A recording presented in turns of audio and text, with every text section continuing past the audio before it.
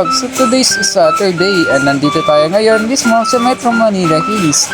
Ayun, medyo maulan ang weather natin today pero kahit umuulan, tuloy pa rin tayo dahil may client tayong hinihintay for site viewing. Actually, maaga tayo nakarating dito kaya habang hinihintay natin si client, gagamitin muna natin yung time natin para maging productive.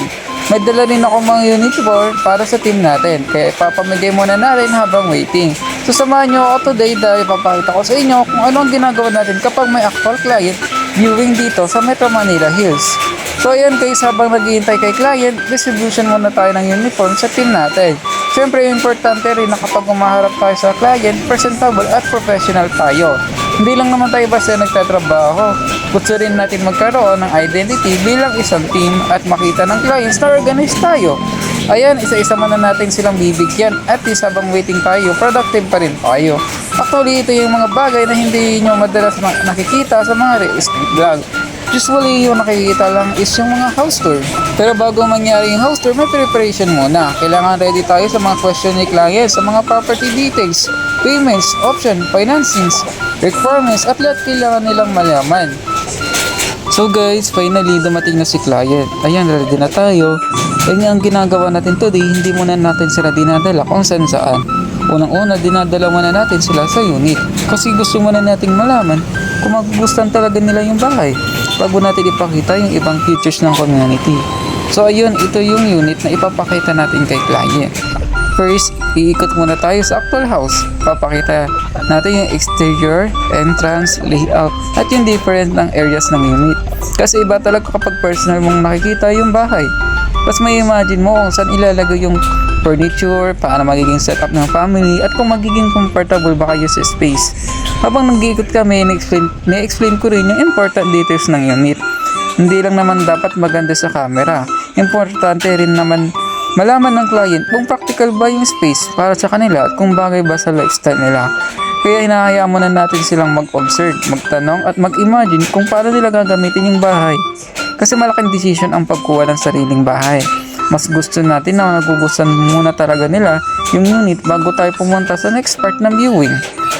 So after natin makita yung unit, ngayon naman iikot ko na si client sa mga amenities natin. Kasi kapag nagugustuhan nila yung bahay, gusto naman natin makita nila kung ano pa yung makukuha nila kapag naging part sila ng community. Hindi lang naman bahay ang tinitingnan natin. Kasama rin yung environment, community, at lifestyle. Kaya iniikot natin si client at ipinapakita yung mga amenities at available areas dito. Kahit maulan today, makikita nyo pa rin yung potential ng lugar. And honestly, isa ito sa reason kung bakit importante talaga ang personal site viewing. Kasi pictures, makikita mo yung property.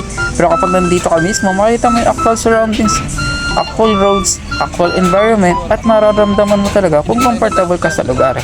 And one thing na gusto kong ipakita kasi sa client is yung view ng Sierra Madre. Ayan guys, kapag maganda ang weather, mas kita talaga ang mountain view.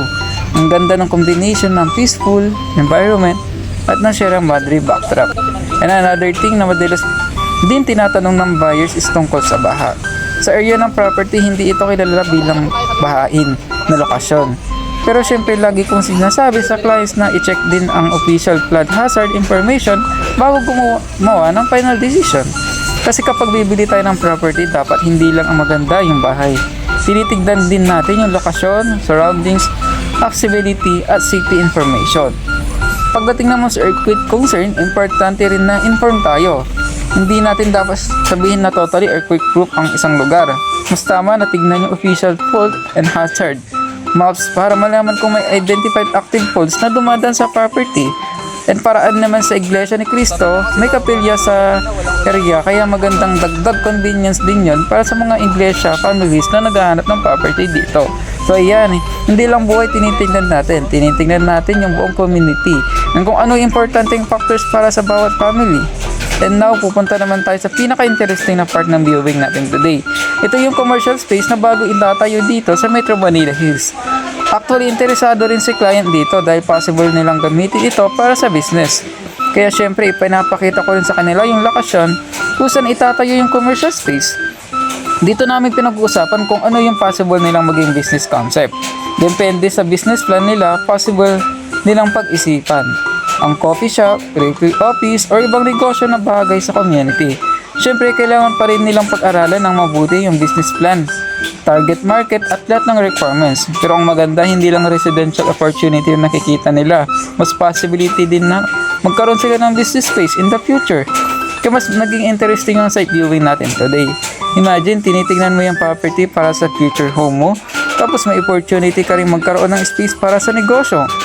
Kaya talagang kailangan nating makita personally yung lokasyon bago gumawa ng decision. After ng unit, amenities, communitor, at commercial space, nagkaroon muna kami ng discussion ni client. Dito namin pinag-uusapan kung ano yung pinakapit sa needs nila. Hindi naman natin kailangan madaliin eh. Mas importante na malinaw sa client lahat ng options bago sila gumagawa ng decision. As real estate consultant, ang goal ko talaga is gabayan sila at bigyan sila ng tamang informasyon para makapag-decide sila ng maayos. And finally, time to go home. Ayan guys, tapos na ang Saturday client viewing natin. From waiting sa client, pamimigay ng uniform sa team, pagpunta muna sa unit, pag-iikot ng amenities, pagtingin ng Sierra Madre,